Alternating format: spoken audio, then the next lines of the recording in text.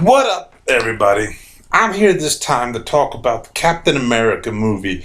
Now, I know what you're saying. My boy, you're late to the game. This movie came out like a couple of weeks ago. What you been doing? Well, I just had some shit that I needed to handle. Now that it's being all handled, I finally got a chance to go see the movie, and let me just tell you this right here. This movie was on fucking point. And the reason why that I say that it's on point, well, before I get any further, I just want to say that there's going to be spoilers, alright? So anything past this point in the video that you guys continue watching and you mad that I might have spoiled it for you, A, as I said before, this movie's been out for the last couple of weeks. B, I'm giving you warnings, alright? So don't bitch at me about spoilers. I don't want to hear it. So, to continue on, I love how in this movie that Tony Stark and Steve Rogers both came off as being noble in their own rights and being wrong in certain ways.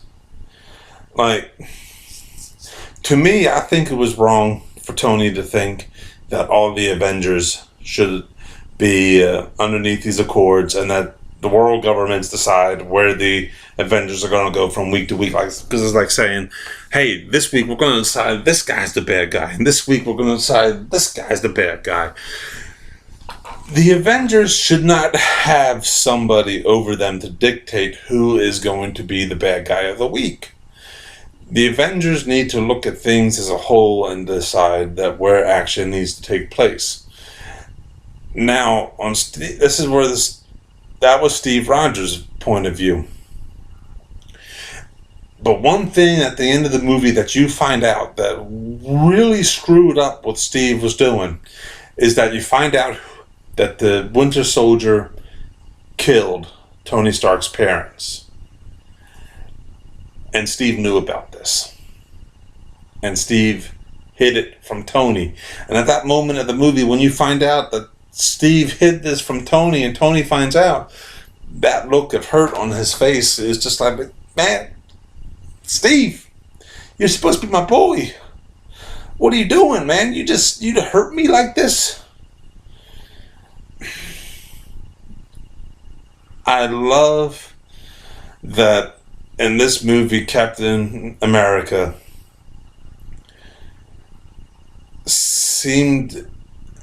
his moral high ground seemed to shake, which makes him more relatable.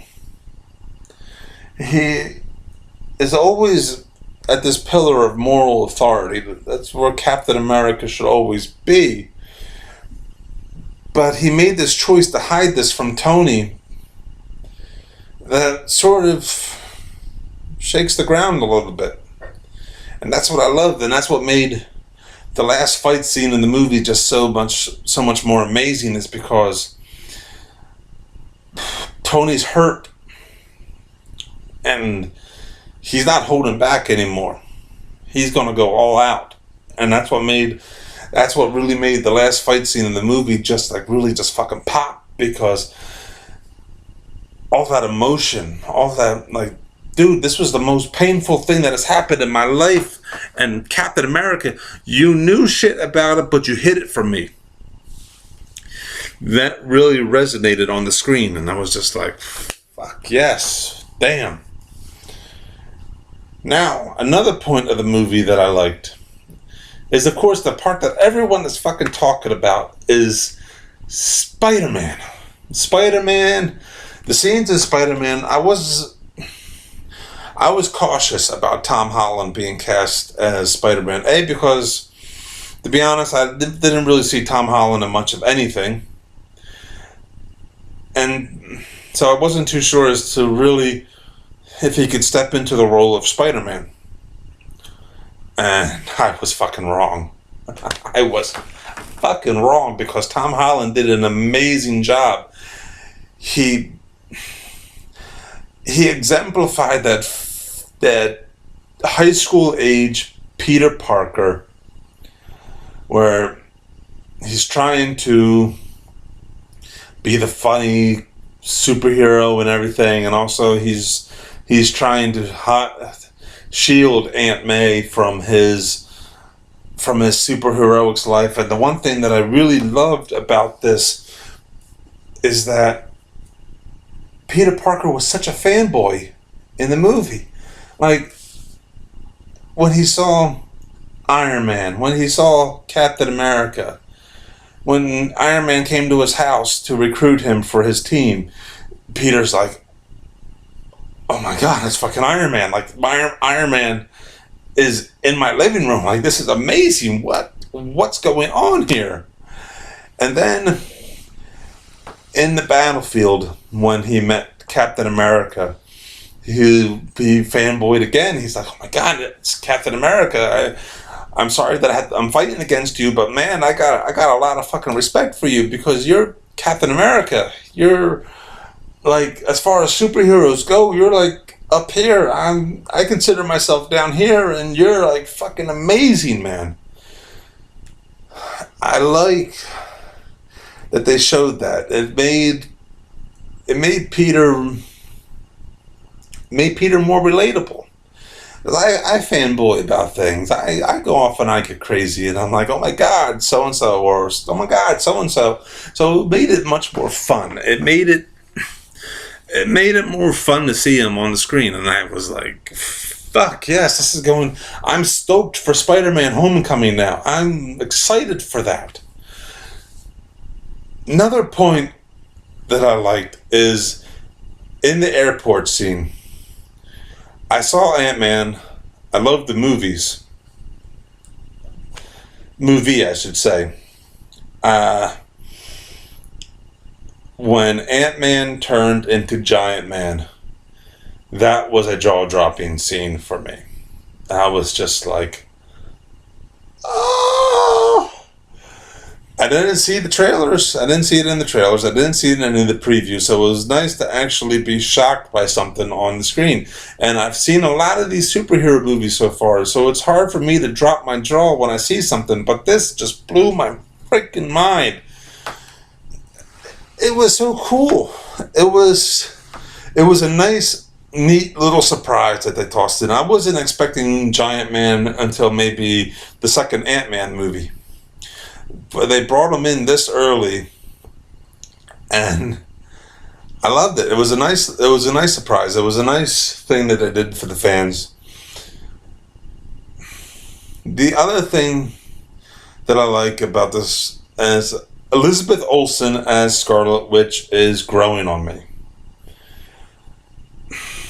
I just like the way that she's playing Scarlet Witch. I liked her interactions with the Vision. It showed the potential for the eventual maybe an eventual relationship between the two. I mean, they have a relationship in the comics, but in the movies it seems to be they're getting to know each other. So the part in the movie where Scarlet Witch is being technically held prisoner by Iron Man and Hawkeye comes to break her out, that interaction right there when she sees the Vision and he's just doing what Tony told him to do and keep an eye on the Scarlet Witch, it kind of pained her